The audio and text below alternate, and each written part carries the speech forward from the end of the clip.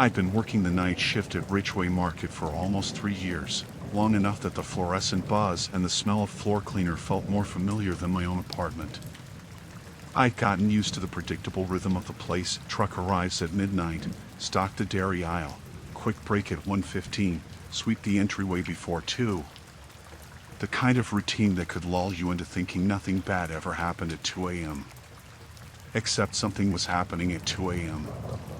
For the past week, a dark sedan had been parking at the far end of the lot every single night, engine off, lights off, but with a faint silhouette sitting behind the wheel. They never came inside. Never moved. Just watched. Or maybe they slept.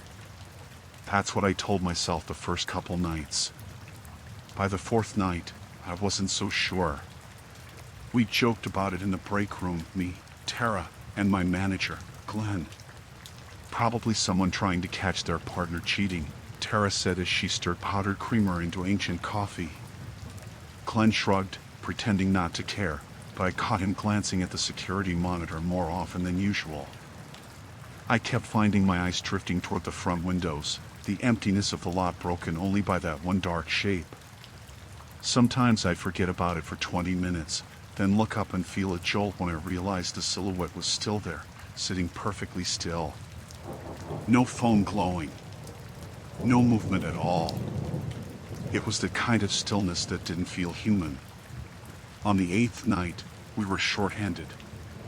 Tara had called out sick, so it was just me and Glenn. He spent most of his shift locked in the office balancing schedules and half-heartedly scrolling through job listings. I didn't blame him. Ridgeway Market was no one's dream. Still, I could feel him avoiding the windows too. At 1:58, I rolled the mop bucket back into the supply closet and checked the front of the store. And there it was, right on time, the same dark sedan sitting in the same exact spot. Except I felt something different that night. A tightness in my chest, like I'd been holding my breath all week without knowing it. Still there? Glenn asked without looking up when I walked into the office for my coat. Yeah. Same spot. Same guy, I think. Hard to tell. He sighed, closed the laptop, and stood. All right. Company policy says we should check on customers who might need help. We've ignored it long enough. He grabbed the key ring and shoved it into his pocket. Come with me. Just in case. I didn't want to, but I nodded anyway. You don't argue with your manager when you're already on thin hours. The air outside was colder than I expected, needle-sharp and damp. The parking lot lights hummed overhead, leaving islands of pale blue in a sea of shadows. The sedan sat at the very edge, or one of the lights had burned out years ago, leaving the corner in near darkness. We walked halfway across the lot before Glenn slowed. Actually, he said, can you go check? I'll stay by the door. Liability rules. Seriously? I turned, but he was already retreating. The front doors parted and swallowed him, leaving me alone with that dark shape in the distance. My footsteps echoed too loudly as I crossed the asphalt. The closer I got, the more wrong the car looked. Not broken, just off. Like it had been placed there by someone who didn't fully understand what cars were supposed to look like. The front grille was slightly crooked. One of the mirrors was tilted upward, reflecting nothing but the sky. The rear bumper had a smudged shape almost like a handprint. When I was still 10 feet away, I heard a soft creak, like weight shifting against metal. I froze. The driver's door was cracked open an inch, just enough to reveal a sliver of empty seat inside. No one was in the car. No silhouette. No driver. No movement. Yet the car had been occupied minutes earlier. I was certain of it. The shape behind the wheel had been there when I looked through the windows at 2 a.m. sharp, just like every other night. I stepped closer, leaned down, and peered inside. The car smelled faintly of something sweet and metallic, like rust mixed with old cologne. The front seat was pushed all the way back, almost unnaturally far, and there were deep scratches in the leather, parallel gouges, like fingernail marks dragged downward. My skin crawled. I straightened and scanned the lot. Nothing. No movement. No sound except the weak hum of the lights overhead and my own breathing, too quick and too loud. "Hey!" Glenn's voice called weakly from the doorway. "Everything okay?" I opened my mouth to answer when something moved on the far side of the car. A shadow, low and deliberate. I stepped back instinctively just as something unfolded itself from the darkness. At first my brain tried to categorize it as a person, because what else could it be? But it was too thin, too long-limbed, its posture wrong in a way I couldn't immediately register. It stood on the passenger side, half hidden by the open door. I only saw it for a second, but that was enough. Its head tilted at a sharp angle, like its neck had too many joints. Its arms hung low, its fingers reaching almost to its knees. Its clothes, if those were clothes, clung like damp fabric. And its face. I couldn't make out details, but I could tell it was facing me. Watching. The same way it had watched from the car. Night after night. I stumbled backward and nearly slipped. The thing moved fast and silent, ducking behind the sedan like it was circling it. "Glenn!" I yelled. "Get inside. Lock the doors." I turned and ran. My footsteps pounded the pavement, breath tearing through my chest. I didn't dare look back. I didn't want to see how close it was. The front doors hissed open just as I reached them. Glenn stood there, eyes wide, finally seeing the look on my face. "What happened?" "Did.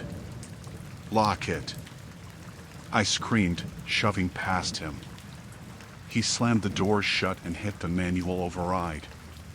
The locks clicked in place. We stood there, panting, staring through the glass at the empty lot. For a moment, nothing moved.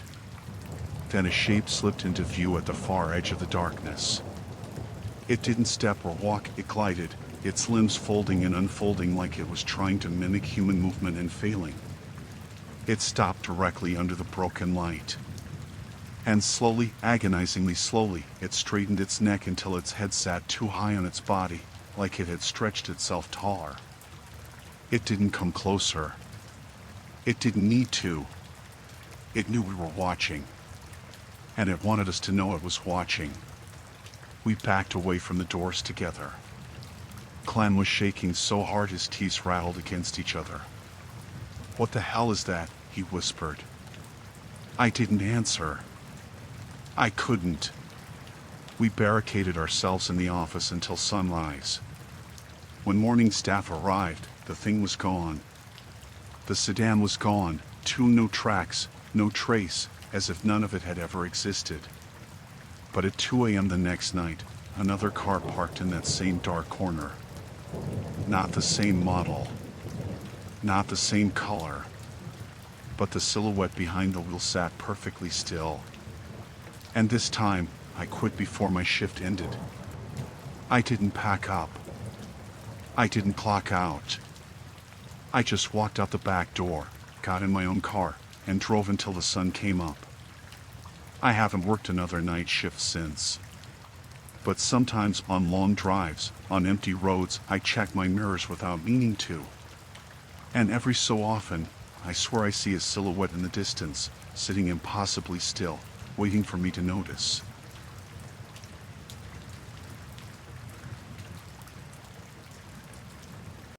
I'd been working closing shifts at the Sunstop gas station for about a year, mostly because it fit around my daytime classes.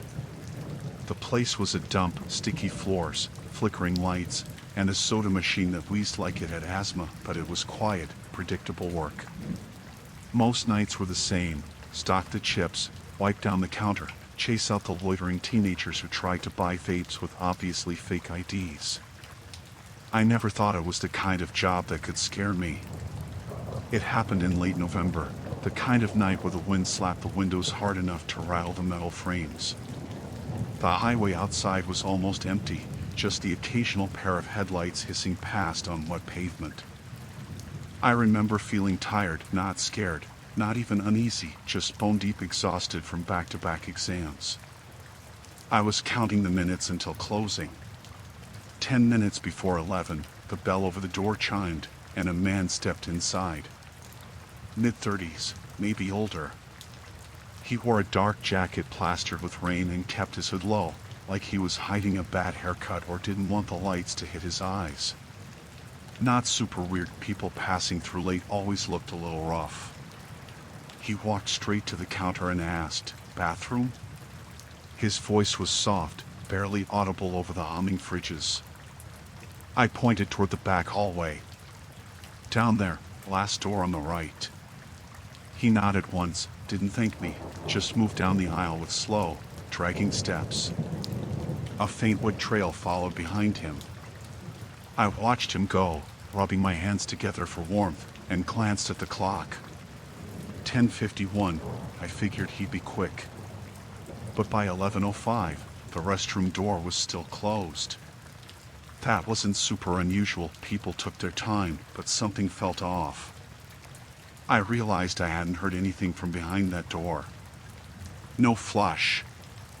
No sink. Not even movement. Just silence. I walked down the hallway and knocked. "Hey, store's closing.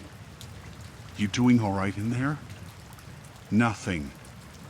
I knocked again, harder. "Sir? We're closed." Still nothing. My first thought was that he passed out. Or overdosed. That happened once before in the lot, not inside, thankfully, but the possibility made my pulse jump. I didn't want to open the door. I didn't want to see what might be on the other side. But I also couldn't leave with someone unresponsive in the restroom. Policy was pretty clear. I went to the back office and called our on-call maintenance guy, Roy. He lived 5 minutes away, hated being bothered, and always answered the phone like I'd personally ruined his night. "What?" he snapped. "Someone's locked in the restroom." "Won't answer." "Push came loose again," he muttered. "Damn thing never latches right." "I'll be there." When I hung up, I hesitated before heading back down the hallway. The air felt colder than before, enough that I could see faint breath in front of me.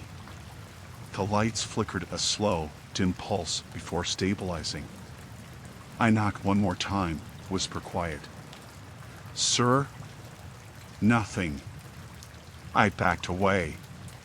When Roy arrived, he dragged in a metal toolbox and mumbled curses the whole way down the hall. He rapped his knuckles against the door. "Hey! If you're in there, speak up." Silence. He twisted his key in the external lock. It clicked, but the door didn't move. "Huh. It's not locked." I frowned. "But it won't open." He shoved harder. The door gave way abruptly, swinging inward with a groan. We both stared. The room was empty. Completely empty. The light buzzed overhead, flickering faintly. The sink was spotless, the toilet lid closed, nothing unusual at first glance. But then I saw it.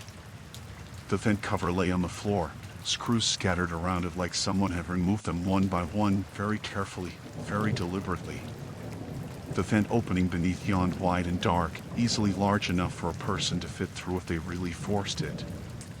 My stomach flipped. "He left," I said softly, though the word didn't make sense. Roy squatted beside the vent, picking up a screw. These weren't dropped. They were placed. He held up the piece of metal between two fingers. "You don't do this if you're trying to escape fast." I felt my throat tighten. But how? And why? He didn't answer. We stood there in the doorway, neither of us wanting to get close to that dark opening. The vent tunnel sloped downward, disappearing into the building's underbelly. A cold draft blew from within, carrying a smell, wood, earth, and something sharp and metallic. Maybe he crawled out somewhere else, I suggested, even though the idea of a grown man willingly climbing into that cramped, filthy space made my skin crawl. Maybe, Roy muttered, but he didn't sound convinced. While he put the grate back on, I backed away until I was in the main room again, staring at the security monitors. The camera outside the restroom showed the man walking in, and then nothing. No one came out. Not through the hallway, not through the front door. The timestamp blinked steadily in the corner, 10:51 entrance, then several minutes of an empty hallway, then Roy arriving. I rewound the footage twice. Both times, the same thing: the man entered, and then he simply didn't exist anymore. Roy cleaned up, locked his toolbox, and told me to close up and go home. His voice was flat, uncomfortable in a way I'd never heard. He didn't ask questions. He didn't want answers. When he left, I locked the front door and shut off half the lights. The store felt colder, emptier. Every sound made me jump: ice in the freezer shifting, a bottle settling on a shelf, the hum of the neon sign outside. I kept glancing toward the back hallway, imagining footsteps that weren't there. I finally grabbed my bag, clocked out, and headed to my car. The rain had picked up again, harder than before. The lot was empty except for my rusted sedan and Roy's truck pulling onto the road. I reached for my door handle and froze. There were wet footprints on the pavement. Fresh, faint shoe impressions spaced just slightly too far apart, trailing from the side of the building. They led across the lot, right past my car, and then disappeared near the drainage ditch that ran behind the store. The ditch was covered by a metal crate. A crate with screws. I swallowed hard, heart thudding painfully. I told myself it had to be Roy's footprints. Or some customer earlier. Or maybe the rain distorted them. But deep down, I knew they weren't Roy's. His boots were heavy, square. These were narrower. Longer. I got into my car, locked the doors, and started the engine with shaking hands. On the drive home, my headlights kept catching on storm drains along the road. Each one glistened with water, dark and deep and wide enough for something to move through. Something patient. Something that had crawled away into the hidden guts of the building like it belonged there. That night, I barely slept. The next morning, the manager called to tell me the restroom was out of order indefinitely. They'd found the vent grate unscrewed again. And someone had removed the screws from the drain cover outside, too. I quit that afternoon. Because whatever climbed into that vent wasn't trapped. It was looking for a way out.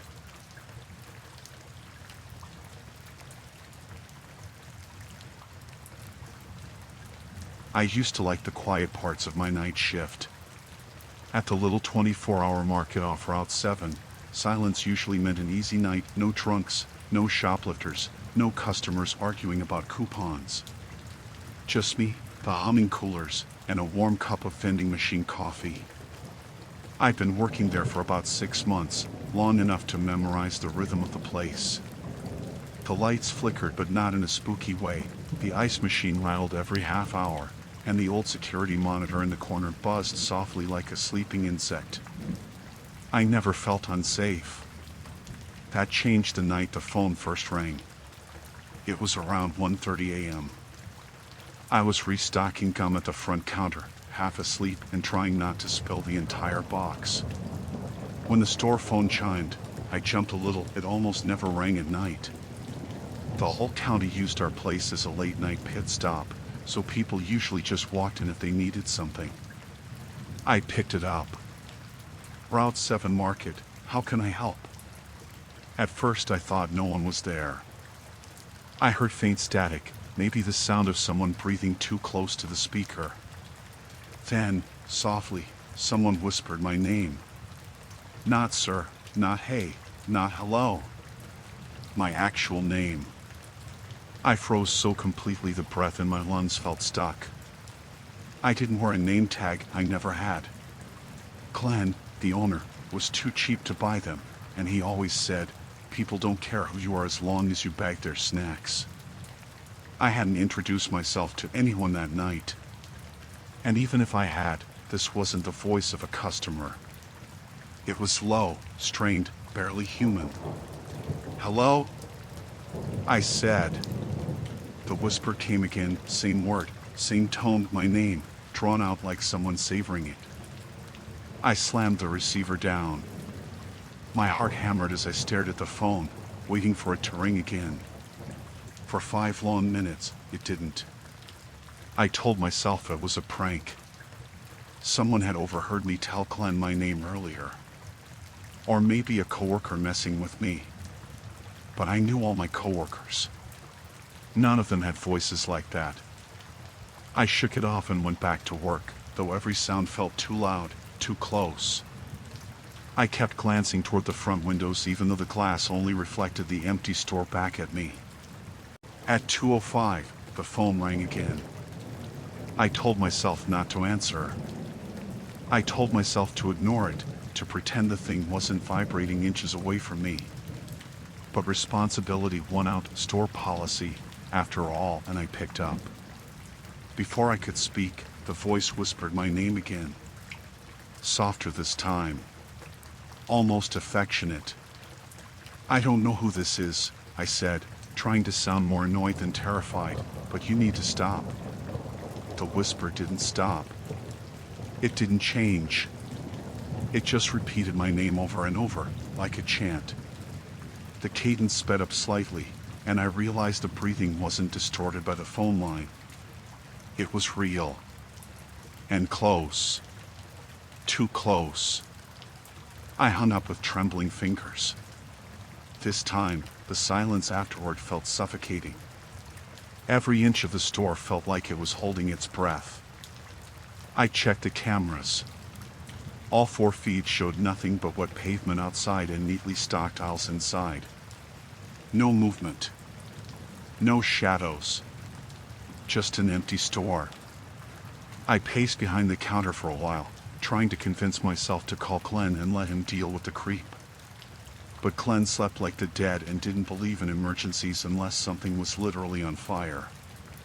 At 2:17, the phone rang again.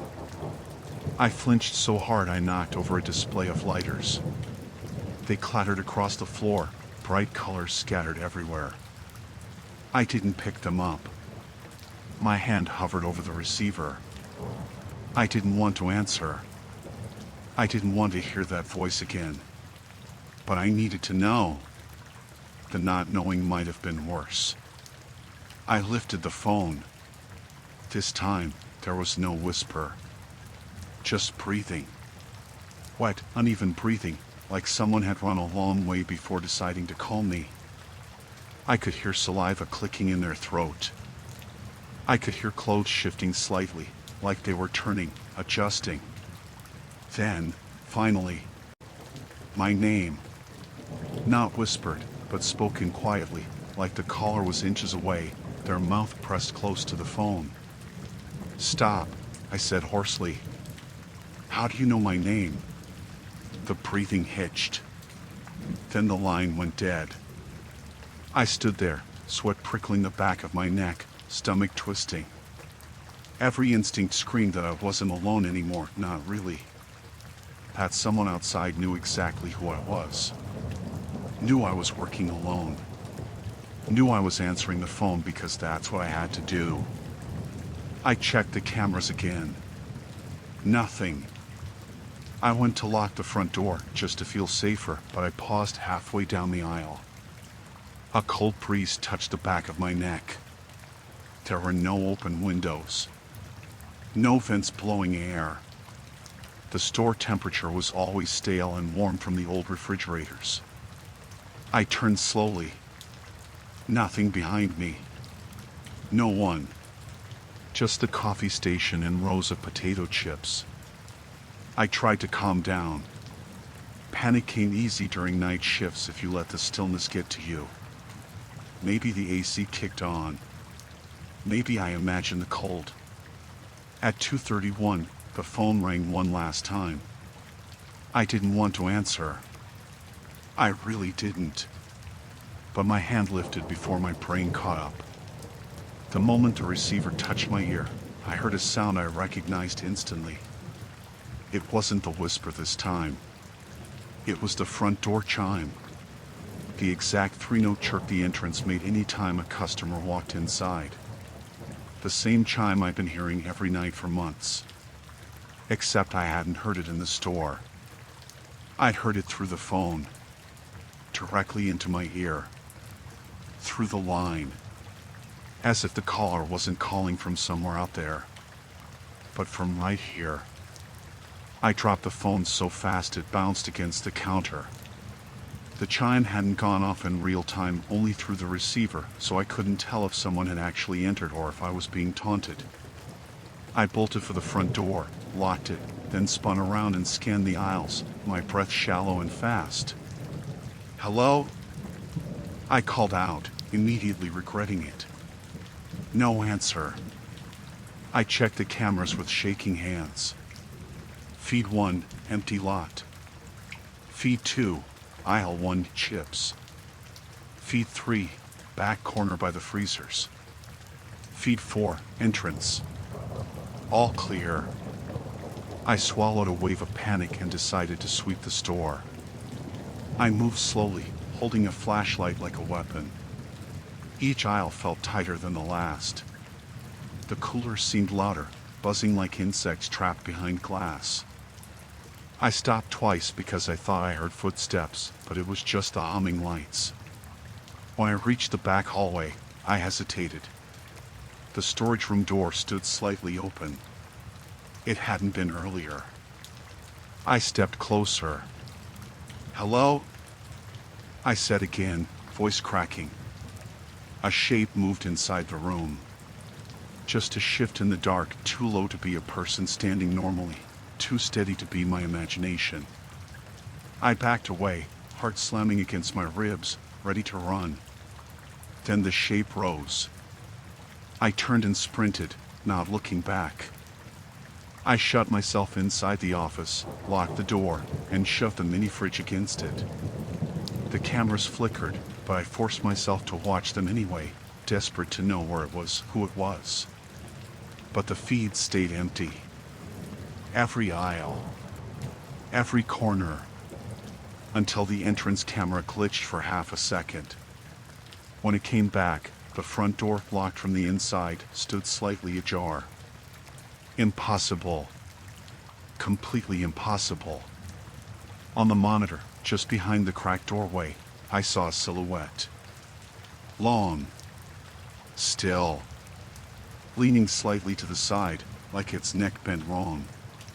It stood there for almost a full minute before stepping backward into the darkness outside and disappearing entirely, leaving the door open behind it. I didn't move until dawn. I didn't even breathe right.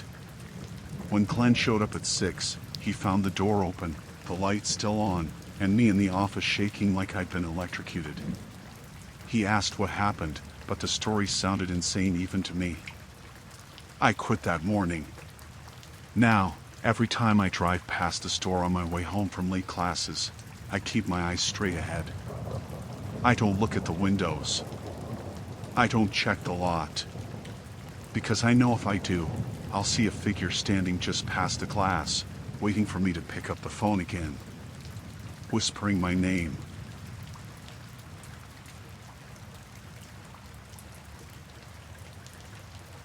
I never used to mind night shifts. They were quiet, predictable, almost peaceful in a lonely sort of way. At the little distribution center where I worked, the overnight crew was usually just 3 people, me, the forklift guy, and whoever was stuck doing paperwork in the front office.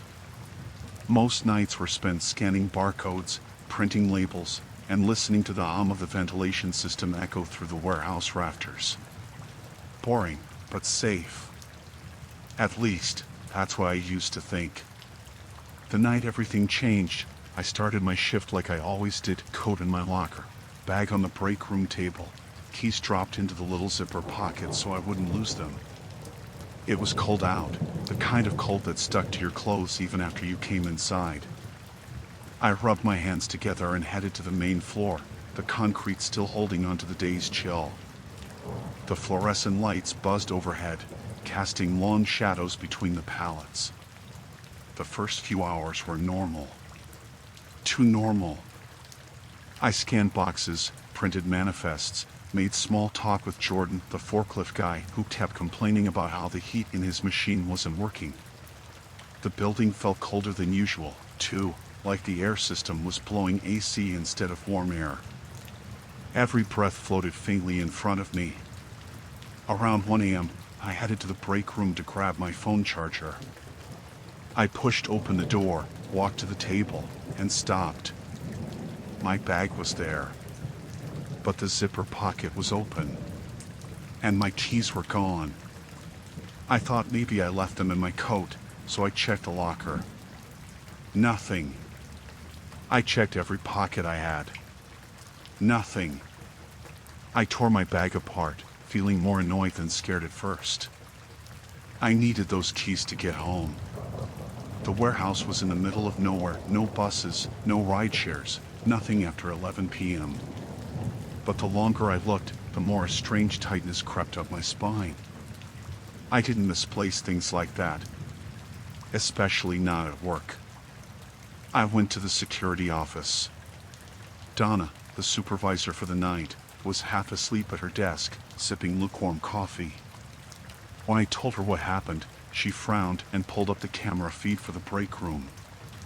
"Let's see if someone grabbed them by mistake," she said.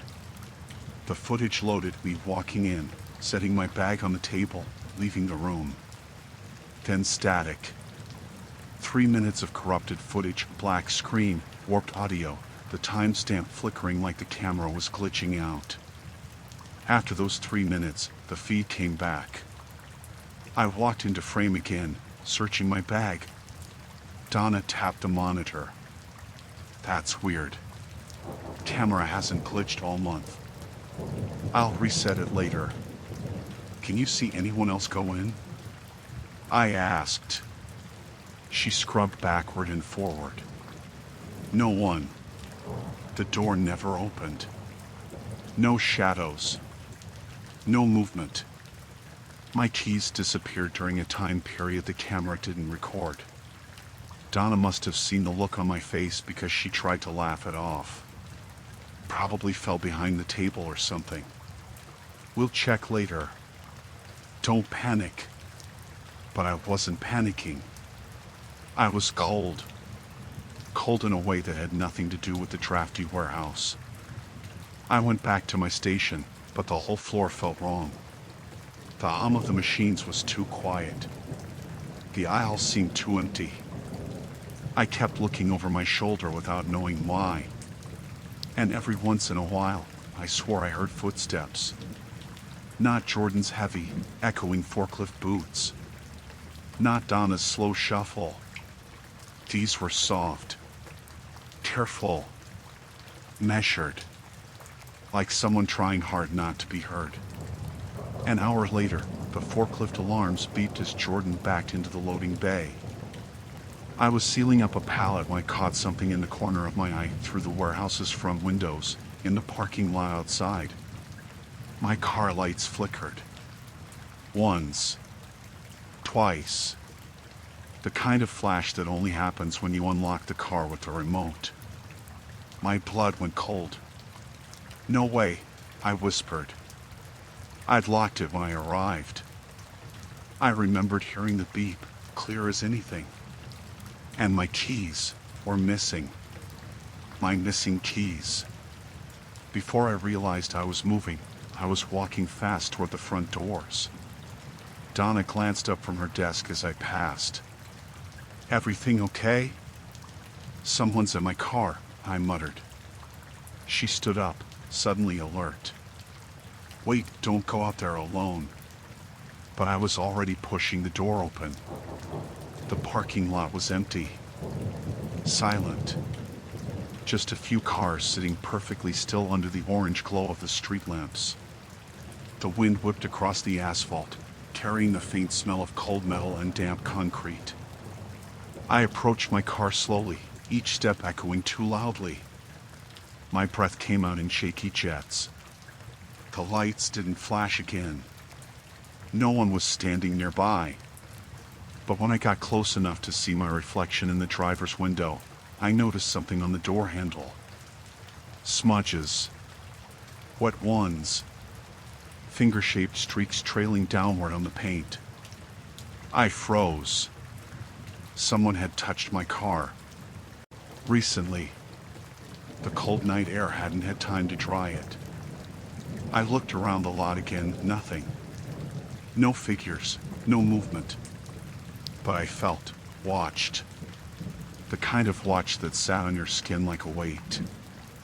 I backed away and went inside, locking the door behind me. "Anything out there?" Donna asked, eyes wide. "Someone was at my car," I said. "And whoever it was, they had my keys." Donna swallowed hard and reached for the radio. "I'll call security." But security didn't answer. The office line didn't answer either. We waited. Minutes ticked by. The warehouse creaked around us, metal expanding and contracting in the cold. Jordan drove by in his forklift, oblivious to the tension coiling in the air. Then, from somewhere deep inside the building, we heard a metal clang. Loud. Sharp. Like someone dropping a wrench. Except there was no one working in that section. Donna and I exchanged a look. She grabbed a flashlight. "Stay here." "No way," I said. "I'm coming." The loading bay was dark except for a flickering emergency bulb that buzzed above us. We walked slowly, scanning the shadows between stacks of wrapped pallets. The air smelled faintly damp, like the inside of a basement. We turned a corner, and the maintenance cage door stood wide open. The same cage that required a key to unlock. Donna approached it. That shouldn't be open. Tools were scattered inside. Not dumped, placed. Neatly. Intentionally. And one drawer of the small metal locker hung open. A key hook inside it was empty. Not the forklift key. Not the office key. The master key to every exterior door. "Donna," I whispered, "we need to get out of here." She opened her mouth to respond. And the warehouse lights went out. Blackness swallowed everything. I heard her breathing beside me. Fast. Shallow. Then the soft sound of footsteps. Not walking. Approaching. Too light to be Jordan. Too smooth to be any of us. They came closer. Donna clicked her flashlight on. And the beam hit the floor. A single object lay at our feet. My keys. The ones from my bag. Placed neatly on the concrete. Donna grabbed my arm. "We're leaving. Now."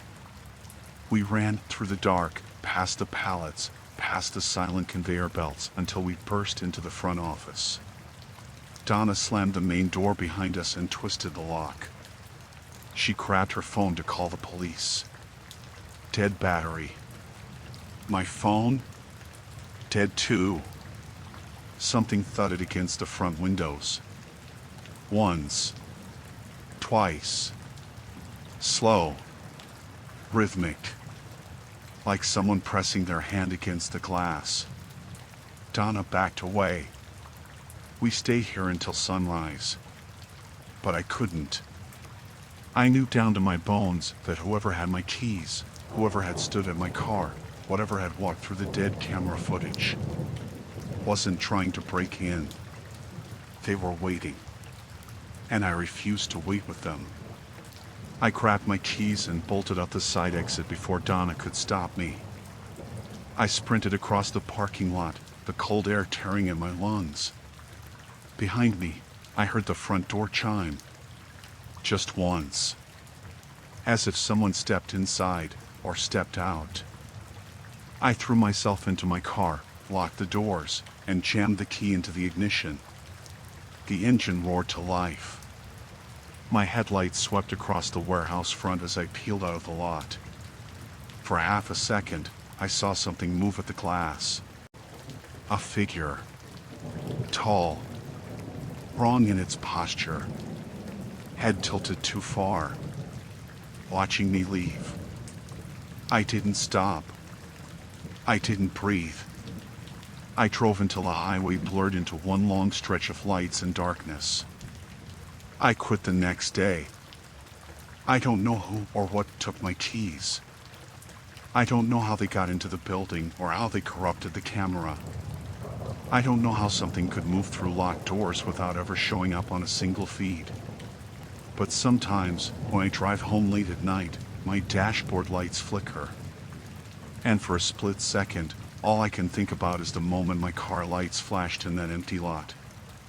As if something inside the dark was signaling. I found you.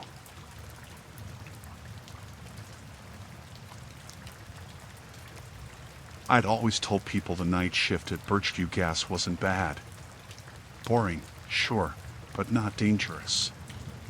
I'd been doing it for almost a year, long enough that the hum of the freezers and the soft rattle of the ice machine felt like background music. I liked the quiet. I liked that most nights were uneventful. I thought it meant I was safe. I was wrong. The night it happened, the air outside felt brittle, cold enough that the glass doors fogged slightly every time someone walked in. It was 2 days before Christmas, and everything felt slowed down. Traffic light, weather dead still, sky dark and cloudless. I remember checking my phone, 11:42 p.m. 20 minutes until closing. I'd already swept the aisles and wiped down the coffee machines. The last stretch was usually the easiest. Just wait for midnight and lock up. At 11:51, the bell over the door chimed. A man stepped inside, a guy maybe mid-30s, wearing a puffy jacket and a knit hat pulled low. Something about him felt off the moment he walked in, but not enough to set off alarms. He didn't look drunk or high. Just alert. Too alert. His eyes swept the store in one slow, assessing pass before he approached the counter with a bottle of orange soda. "Slow night?" he asked. "Pretty much," I said. Normal small talk. But then he leaned forward slightly, resting one elbow on the counter. "So, you close at midnight, right?" I blinked. "Yeah. And it's just you tonight?" My stomach tightened. "Why?" He smiled. Too wide. Too practiced. "Oh, just making conversation." Didn't mean to sound weird. He tapped the soda bottle like he was thinking hard about something. "You take your break before or after closing?" "Why does that matter?" He laughed. "I'm just curious, that's all. I work nights too." Trying to compare routines. It was a flimsy explanation. Nobody needed to know my break schedule for any normal reason. The back of my neck prickled. I scanned the store behind him, empty. Completely empty. I wondered if someone else was with him, hiding behind the aisles. He slid exact change across the counter, still smiling. "Have a good night," he said. The door chimed again as he left, the sound bright and sharp in the quiet. I waited until he was out of sight before locking the side hallway door, checking the back room, and pretending I wasn't shaking. I told myself he'd been awkward. Lonely. Socially clueless. Not dangerous. But when I stepped behind the counter again, The soda bottle he'd bought was still sitting there, unopened. He hadn't taken it. That slowed my breath. Who forgets the only thing they came in to buy? I checked the windows. The street outside was empty except for a single street lamp flickering weakly, throwing broken shadows onto the pavement. Midnight finally hit. I shut off the sign, locked the doors, and started closing down the registers. That's when I looked up and saw him again, standing across the street, not moving, not blinking, just staring through the glass at me. His posture was wrong, arms at his sides, head tilted slightly like he was studying something in a lab. The street lamp behind him cast his silhouette long and thin across the pavement. I froze. He shouldn't have known when I closed. He shouldn't have been watching. He shouldn't have cared. But he did. For a long moment, we just stared at each other through the glass. I couldn't see his face clearly from that distance, but I knew he was smiling. I knew it the way you know when someone stands too close behind you. You feel it, even if you can't see it. My hand shook as I grabbed the phone to call the non-emergency police line. Before I even dialed, the man took one slow step forward, toward the store. I backed up instinctively. Another step. And another. He crossed the street without looking for traffic, as if he knew no cars were coming. The roads were dead silent. I could hear the buzz of the street lamp from inside. My breath came shallow and fast. He stopped 3 feet from the door, tilted his head, and knocked. A soft, almost polite tap-tap. I shook my head and mouthed, "We're closed." He knocked again, harder this time. Tap. Tap. Tap. Slow. Rhythmic. Like he was testing something. I forced out, "Sir, we're closed. You need to leave." He cupped a hand to the glass, peering in, his breath fogging the window. Then he smiled this time unmistakably and spoke through the glass so quietly I almost didn't hear it. "I know. I'm not here to buy anything." The bottom fell out of my stomach. I stumbled backward, heart slamming in my chest. I thought about the back room exit, my keys in my bag, my car at the far end of the lot. If I made a run for it. The man's hand slid down the glass slowly, leaving a long streak in the condensation. He leaned forward and whispered something I couldn't make out, but the tone froze me in place. He tried the door handle. It rattled violently. He jiggled it harder, the door jerking in its frame like it might snap. The metal groaned. My pulse hammered so loudly it drowned out everything else. Then, he stopped. His grip loosened, and he stepped back. I thought for a horrifying second that he was going to circle around to the back. I was already imagining him waiting by my car, hiding behind the dumpsters, crouched in the darkness. But he didn't move toward the lot. He just turned his head slightly, like he was listening to something I couldn't hear. Then he walked away.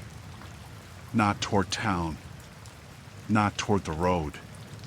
Toward the woods behind the station, dark, thick pines that swallowed him whole after a few steps. I didn't move until his silhouette disappeared completely. Then I locked myself in the back room, lights off, and called the police. They showed up 20 minutes later. They found nothing. No footprints. No signs of a man walking into the trees. No fingerprints on the glass. The security footage didn't help either. The man was there when he bought the soda. But in the footage of the parking lot, he never crossed the street. Never stood at the door. Never knocked. Just static. For exactly 15 minutes. The exact 15 minutes he had been watching me. I quit the next day. But sometimes, when I'm driving home at night, passing quiet stretches of road with trees pressing in on both sides, I check my mirrors without meaning to. Because I know deep down that he didn't walk away from the station that night. He was waiting for me to leave. And one of these nights, I think he'll finally step out of the trees again. Closer.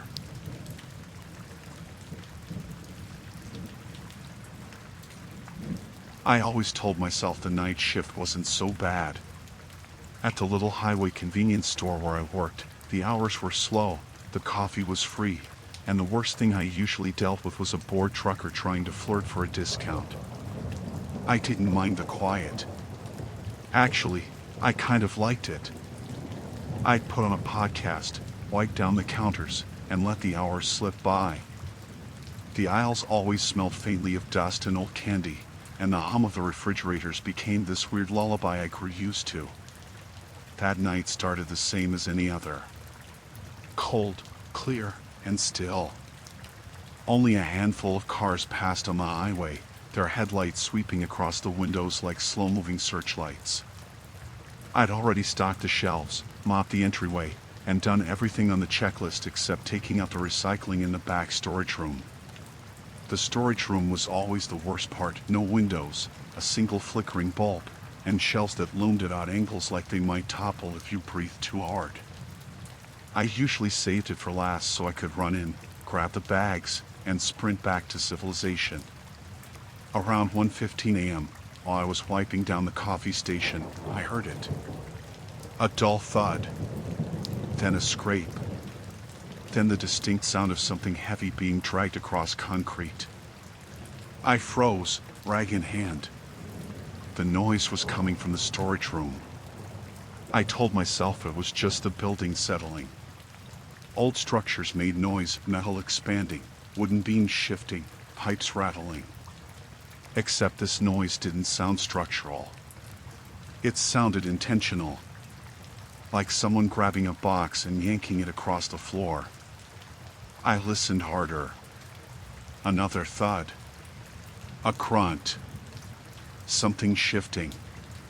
My heart jumped before my brain caught up. It's probably Jenna, I told myself automatically. My coworker sometimes showed up early for the morning shift, organizing things to kill time. Except, Jenna was off that night. So was everyone else. I was alone. The realization slithered its way down my spine, cold and unwelcome. I stared at the hallway leading to the back room. The storage door was closed, but a faint strip of light glowed underneath it. The overhead bulb was definitely on. I hadn't turned it on. Still, I tried to rationalize. Maybe I had turned it on earlier and forgot. Maybe a raccoon somehow got inside. Maybe the noise was coming from outside, echoing weirdly. But then something hit the wall on the other side of that door hard enough to rattle the shelf beside me. That wasn't an animal. That wasn't settling. That was someone. I walked down the hall slowly, each step feeling heavier than the last. I pressed my ear to the storage room door. Inside, I heard breathing. Not heavy, not obvious, just the subtle sound of someone trying not to breathe too loudly. Slow inhales. Slow exhales. Controlled. Human. My pulse hammered so hard my vision blurred for a second. I grabbed the doorknob and twisted. Locked. From the inside. I staggered back. My mind scrambled for explanations. Maybe someone got trapped. Maybe someone from the evening shift fell asleep in there. Maybe, God help me, someone robbed the place and hid inside. But none of that explained why the door was locked from the inside. Hello? I called, my voice cracking. Who's in there? No response. The breathing stopped abruptly. Then silence so complete it felt like the air had been sucked out of the hallway. I backed away step by step, refusing to turn my back on the door. The front of the store felt painfully far away. My hands were shaking so hard the rag slipped from my fingers. I reached the counter and grabbed the phone with trembling hands. I dialed my manager's number. Straight to voicemail. I tried again. Nothing. The police? I hovered over the keypad. But what would I say? Hi, I think someone's breathing in my storage room, but I can't prove it. They think I was losing it. A metallic clang echoed from the back, followed by a sharp scraping sound that traveled across the floor, long and slow. My throat tightened. I checked the cameras. The storage room feed was all static, just swirling gray fuzz where the image should be. The other cameras were fine. Someone had unplugged it. Or broken it. I didn't want to be anywhere near the back room anymore. I dove behind the counter, heart banging against my ribs, when a new sound filled the store. The storage room door handle. Turning. Slowly. Gently. Like someone testing it. I ducked down further, covering my mouth to quiet my breathing. The handle rattled again, harder this time, metal scraping against metal. Then a pause. Then, bang. The door slammed from the inside so violently the entire front counter shook. A low, frustrated exhale hissed through the building. That sound broke me. I grabbed my keys, ran to the front door, and fumbled with the lock. My hands were shaking so badly I dropped the keys twice before finally wrenching the door open and stumbling into the cold night air. Behind me, inside the store, something heavy smashed against the storage room door again. I didn't look back. Not once. I sprinted across the lot, lungs burning, and dove into my car. I locked the doors, jammed the key into the ignition, and peeled out of the parking lot so fast the tires squealed. The store grew smaller in the rearview mirror, but the lights were still on inside, which meant the storage door hadn't been opened yet. Whoever was in there hadn't gotten out. Not yet. When I got home, I sat in my driveway for 10 minutes, gripping the steering wheel until my hands hurt. I rehearsed what I would say to the cops, but every explanation sounded insane. Eventually, exhaustion won, and I staggered inside, barricaded my bedroom door, and didn't sleep at all. The next morning, my manager called me. "Why'd you leave the store unlocked last night?" he snapped. "And why is the back storage door off its hinges?" I couldn't speak. "Also," he added, "the recycling bags are gone. Every last one. Did you take them?" I hung up without answering. I didn't go back for my last paycheck. I didn't even drive past the building again. But sometimes, usually when I'm driving late, alone on a dark stretch of highway, I hear it again. A faint scraping sound behind me. Like something dragging itself across concrete. Like it found a way out.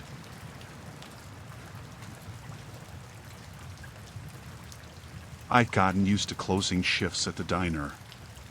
The place wasn't glamorous, greasy floors, busted neon sign, the lingering smell of old fryer oil that no amount of bleach could erase, but it paid better than most late-night places, and the staff was small enough that you really only had to get along with yourself. Most nights it was just me in the kitchen, the elderly dishwasher who never spoke above a whisper, and whatever tired truckers wandered in before we locked up. The night it happened, the air felt heavy in that way winter nights sometimes do. No wind, no movement, just a feeling of cold sitting on top of everything like a wet blanket. I kept checking the clock above the prep table, waiting for midnight. We'd been slow all night, nothing but 2 regulars who came in for pie and left without finishing it. Dishwasher was already gone. He always clocked out early as long as the pans were done, and I was alone with the hum of the fridge units and the soft tick-tick-tick of the wall clock. Trash duty was the last thing on my list. I hated it. The alley behind the diner always smelled like a mix of old meat and burnt oil, and the motion light over the door barely worked, flickering like a dying star whenever someone walked under it. But the routine never changed. Roll the trash bins out, toss everything in the dumpster, rinse them, drag them back in. Simple. Annoying, but simple. I pushed the back door open with my shoulder, the metal groaning on its rusted hinges. The night slapped me in the face, cold, sharp, quiet. Too quiet. Usually I could hear the buzz of the main road or the clatter of bottles from the bar next door. Tonight it was just nothing. That's when I noticed the van. It was parked maybe 20 feet away, half hidden behind the dumpsters. Old white paint scabbed with rust, one headlight cracked, both headlights on though the engine wasn't running. The beams were pointed directly at the back door, bright enough to wash the whole alley in pale yellow. The windshield was tinted so dark it looked like a black sheet stretched across the front. I slowed down, one hand still gripping the trash bin handle. There hadn't been a van there earlier. I checked my clock in around 6, habit, really, scanning the lot and alley before it got dark. The van could have pulled in while I was in the kitchen, but why there? Why behind a closed diner? Why pointing its headlights at the back door? I rolled the bin forward anyway, trying not to look like I was watching it. The wheels clattered too loudly over the cracked pavement. There was no movement from inside the van, no shadow shifting, no engine hum. Just those headlights. I reached the dumpster and flipped the bin, trash spilling into the metal belly with a dull thump. My breath fogged in front of me, and I shivered harder than the cold should have caused. When I grabbed the handle to walk the bin back, I heard it. A click. Soft. Mechanical. Like a lock being undone. I looked up in time to see the van's sliding door crack open just an inch. Not enough to see inside. Just enough to show darkness. Deep darkness. My heart dropped into my stomach. I stopped moving. Completely. My fingers tightened on the trash bin until the hard plastic dug into my skin. Nobody stepped out. Nobody moved. The door just stayed there. Open an inch. Invitation or warning, I couldn't tell. I started backing toward the diner, slowly, pulling the bin along with me. My footsteps echoed too loudly. The motion light above the back door flickered erratically, throwing the alley in and out of shadow like a stuttering heartbeat. Halfway back, I thought I saw something shift inside the van. Not a full movement, just a suggestion of shape. A darker dark behind the tinted window. Like someone leaning forward. My chest tightened. Every instinct screamed at me to run. But running would make noise. Running would show fear. So I walked stiff, mechanical steps until I reached the back door. I shoved the bin through first, then scrambled inside after it, slamming the metal door shut with more force than I intended. My hands were shaking so badly I almost dropped the lock bar. I leaned against the door, breath ragged. The loudest thing in the whole building was my pulse hammering in my ears. I slid the lock into place and stepped back. Then I heard it. The quietest sound. Footsteps in the alley. Slow. Deliberate. Soft enough that I wondered if I imagined them. They stopped directly on the other side of the door. I clapped a hand over my mouth. The motion sensor light outside fizzed, then snapped off, plunging everything into darkness. Then, tap. On the door. Just one. A single fingertip. Testing. I backed away until my spine hit the prep counter. Another tap. Lower this time. Then another. Whoever was out there was running their fingers along the metal, checking seams, edges, testing the lock. My stomach twisted so violently I thought I'd throw up. "Please go," I whispered. The tapping stopped. I didn't breathe. After a few seconds that felt like death holding its breath, I moved to the tiny security window above the sinks. It was small, high, barely big enough to look out of. I climbed onto a milk crate and peered into the black alley. The van's headlights were still on, but now the sliding door was fully closed, and there was someone standing behind the van. Just barely visible at the edge of the light, a silhouette. Still, facing the diner. The figure didn't move, didn't shift weight, didn't even look human in its posture. Just a tall, rigid outline watching the door. I stumbled off the crate. My phone was back in the kitchen office, but the idea of walking across the wide open space with all those windows terrified me. Still, I forced myself to move. I locked every door, every latch, every chain. I hit every light switch I could find, plunging the building into shadow so no one outside could see where I was. When I finally reached the office, I grabbed my phone and dialed 911 with shaking fingers. The dispatcher answered, calm and clipped. I tried to explain, stumbling over words: van, headlights, door opening, someone outside, but the more I talked, the more unreal it sounded. I expected her to tell me to calm down or that I was imagining things. Instead, she said, stay somewhere secure. Officers are on the way. That helped.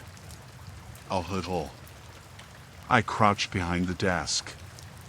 The only sound was the hum of the office heater, until I heard something else. The fan engine. Igniting. Slowly. Softly. The headlights shifted across the windows as it pulled out of the alley. I didn't move until I heard police knocking on the front door 20 minutes later. They searched the alley, the woods, the road. Nothing. No footprints. No signs of forced entry. No indication anyone had been there at all. But one officer did note something odd. The van hadn't left tire tracks in the thin frost on the pavement, as if it had been sitting there for a long, long time. As if it hadn't arrived that night. As if it had been waiting. I quit the next morning. Now, when I do late night drives home from my new job, empty road stretching ahead, I check my mirrors constantly. Because every so often, I see a pair of headlights behind me, too bright, too close. And each time, I'm terrified the sliding door will click open again.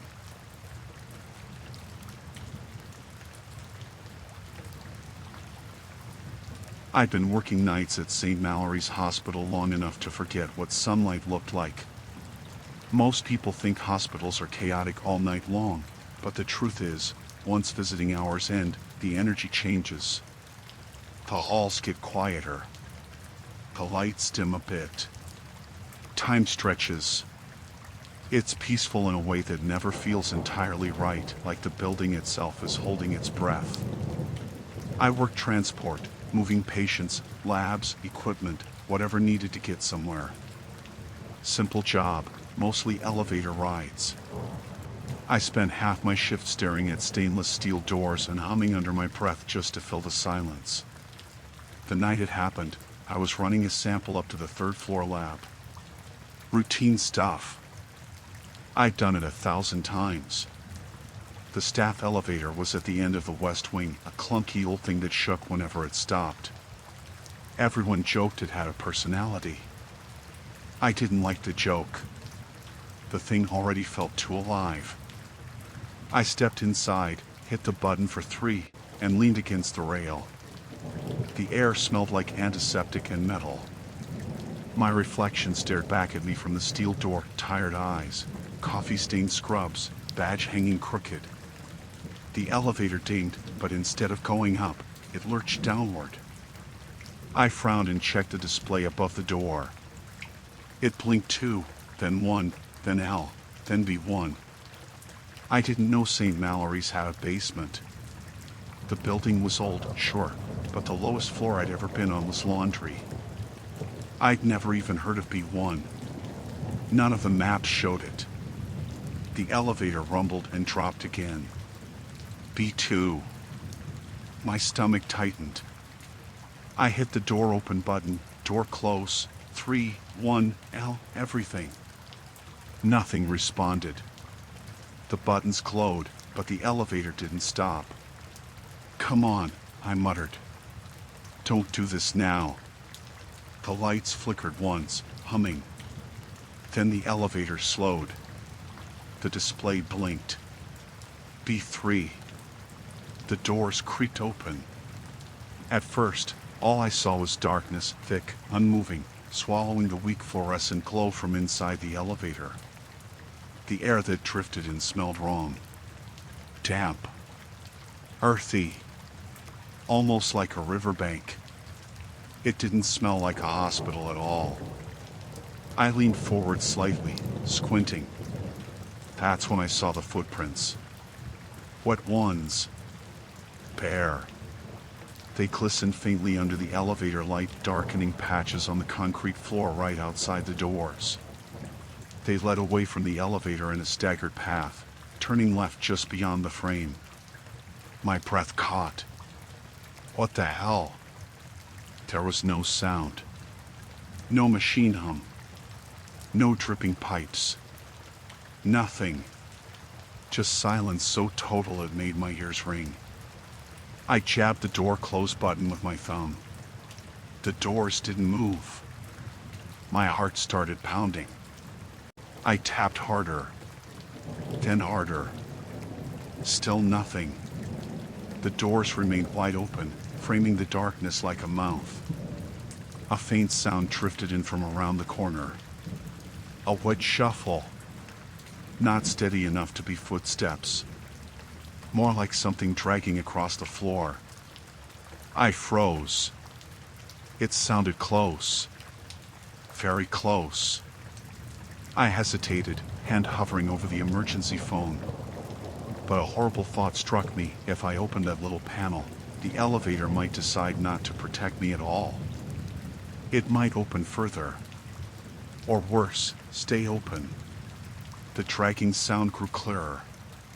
Something moved in the dark hallway. Slow. Unsteady. Breathing. I slammed my whole palm into the controls. Close. Close. Close. The lights overhead flickered violently, and the elevator dinged as if it had suddenly remembered how to function. The doors quivered, then began sliding shut. Just before they closed, something shifted at the edge of the frame. A shape. Tall. Wrong. Wet skin catching the light. And eyes wide, unfocused, reflecting the elevator's glow like an animal caught at night. I stumbled backward as the door sealed, heart hammering so hard my vision blurred. The elevator lurched upward. B2. B1. L. It stopped at 3 like nothing had happened at all. The doors opened to the familiar, sterile brightness of the third-floor hallway. Nurses chatted at the station. A janitor hummed as he pushed a mop bucket. Everything was normal. Completely normal. But I wasn't. I stepped out on shaky legs. My scrubs clung to my back with sweat. I could still smell the damp scent from below, clinging to my clothes, buried in my nose. I dropped off the lab sample and rushed back to the elevator, determined to prove to myself that what I'd seen was a trick of the light. Hallucination. Imagination. Anything but real. When the elevator returned, I stepped back inside, hit G, then crouched down to examine the floor. A trail of tiny droplets glistened in the corner. Water. Fresh. My stomach flipped. That wasn't from me.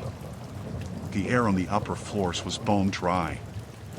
I rode the elevator down again, only to the first floor. When the doors opened, I stepped out and grabbed the nearest coworker, a respiratory tech named Marie. "Do we have a basement?"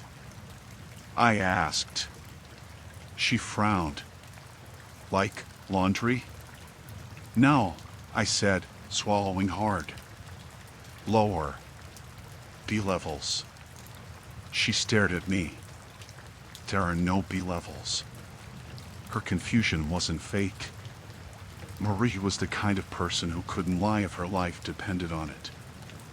I forced a laugh and pretended I was joking, but my hands were still shaking so badly I had to shove them into my pockets.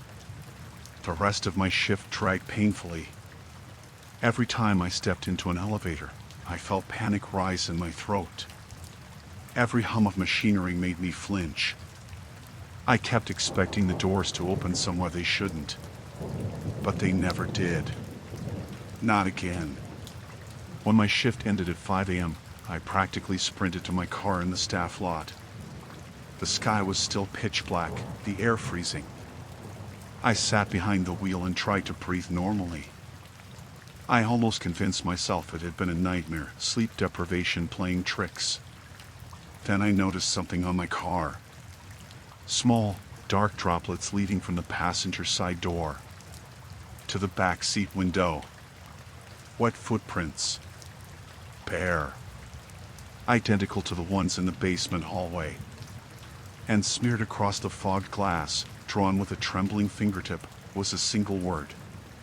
Down. Something had ridden up with me. Something had gotten out. And something was waiting to go back. I drove until sunrise. And I've never taken the staff elevator again. I don't think I ever will.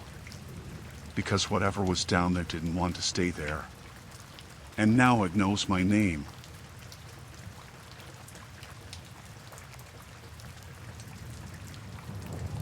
I used to love the quiet part of my night shift, the hour between 2 and 3 a.m. when the world outside felt frozen and the only sounds in the store were the humming refrigerators and the soft click of the clock above the service desk.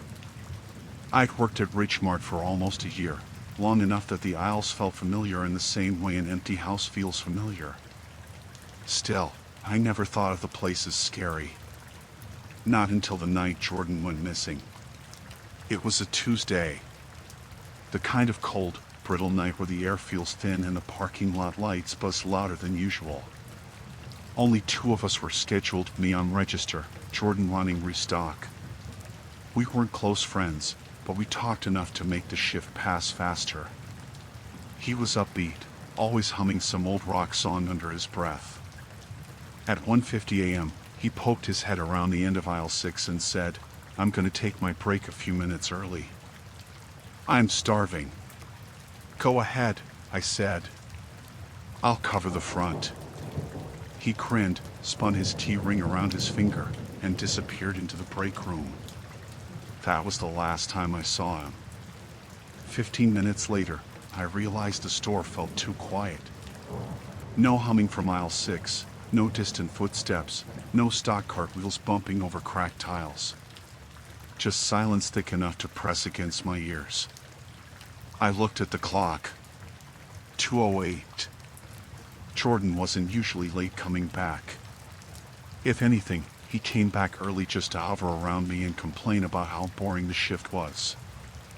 I waited another 5 minutes, then headed for the break room, expecting to find him asleep on the couch with crumbs all over his shirt. The hallway light flickered as I walked, buzzing faintly. When I reached the door, I knocked lightly. "Jordan? You alive in there?" No answer. I pushed the door open. The break room lights were on, humming their usual dim, yellowish tone. Jordan's lunch bag sat on the table, unopened. The couch cushions were slightly indented on one side like he'd just stood up. His water bottle sat next to the microwave. But he wasn't there. What caught my eye was his jacket. It hung neatly in his locker, unzipped. His wallet was still inside the pocket, open, a few bills sticking out.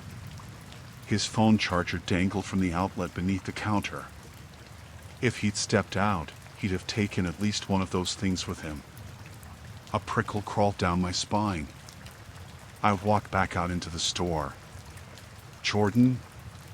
I called softly. My voice echoed faintly against the tile floor. No response. I tried the obvious explanations first, checking the restroom, scanning every aisle, calling out louder, telling myself he probably stepped outside to take a call. But the restroom was empty. Every aisle was empty. And outside, the cold bit straight through my shirt, the parking lot still and silent. Jordan's car sat alone 3 spaces down. Frost glimmered on the windshield, undisturbed. The doors were locked. I went back inside quickly, pulse rising. Then I made the mistake of calling his phone. It rang twice. Then I heard it. Not through the phone. From inside the store. Close. Somewhere behind me. I froze, listening. The ringtone was faint but unmistakable. Jordan always used that awful twinkling marimba default sound. It echoed softly through the aisles, distant but not too distant. I hung up and immediately called again. The ringtone answered me. This time from aisle 9. My mouth went dry. Jordan? I called again, louder now. If you're messing with me, cut it out. No reply. Just the faint ring, floating above the shelves like a mosquito you couldn't see. I walked slowly toward aisle 9, every muscle tense. My footsteps sounded too loud. The lights above flickered faintly, nothing unusual, but in that moment it felt intentional. The ringing continued, steady, mocking. When I reached the end of the aisle, I stopped. The sound was coming from halfway down, near the cleaning supplies. I turned the corner, and the ringing stopped. Just like that. Silence swelled around me. I swallowed hard. Jordan? My voice cracked. He wasn't there. No phone. No movement. Just rows of bleach bottles reflecting the harsh fluorescent glow. Then something clattered in aisle 10. Something heavy. I spun around, heart pounding. Hello? I called, but it came out as a whisper. I edged toward aisle 10, each step stiff. The store felt wrong, like the aisles had shifted slightly while I wasn't looking, the shadows stretching farther than they should. When I peered around the corner, I saw it, a bottle of floor cleaner lying on its side, rolling slightly. No one near it. No sign of where it came from. I bent down slowly, picked it up, and then Jordan's ringtone started again.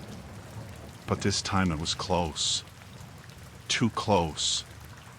Not down an aisle. Not across the store. It was coming from behind the stockroom door at the back of the store. The stockroom was dark. Empty. Supposed to be locked after midnight.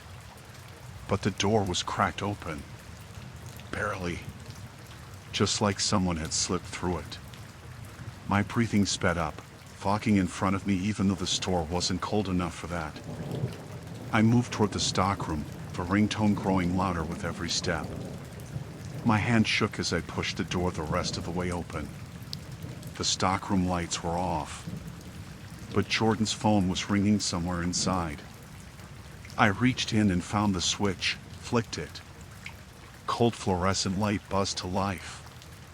The room was empty. Stacks of pallets. Boxes lined neatly. No sign of him. Except one thing. A shoe. Jordan's left sneaker, sitting in the center of the floor like he'd stepped out of it. No mud. No scuff marks. Just resting there. Still warm. My stomach twisted. The phone kept ringing, echoing off the concrete.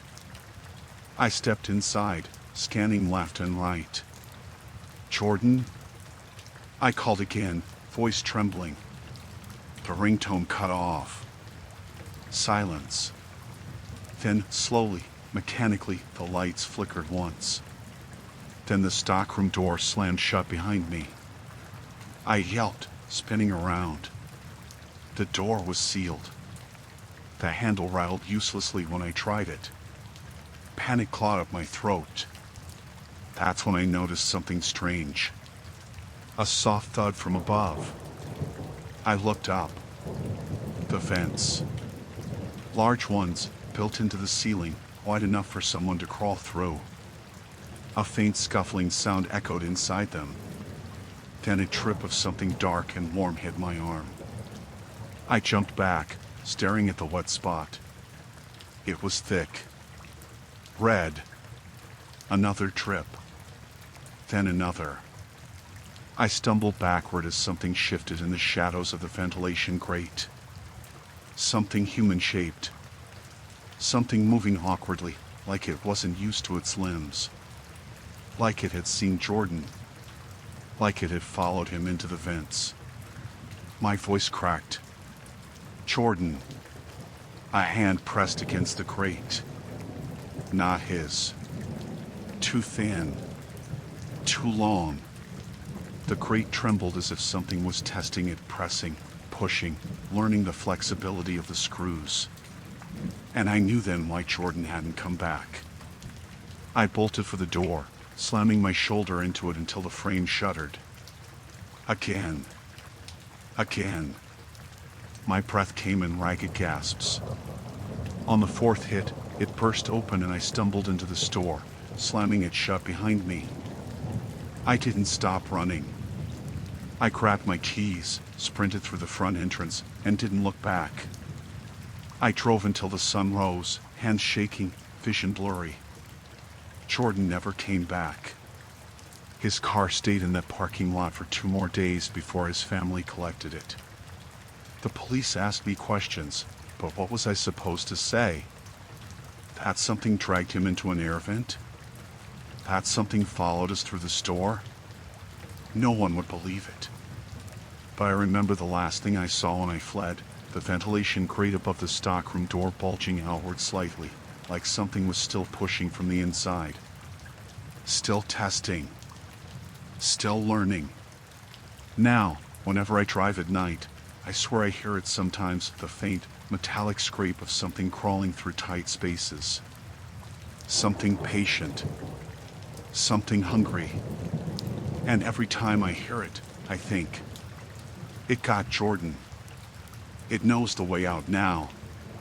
And it's still looking for me.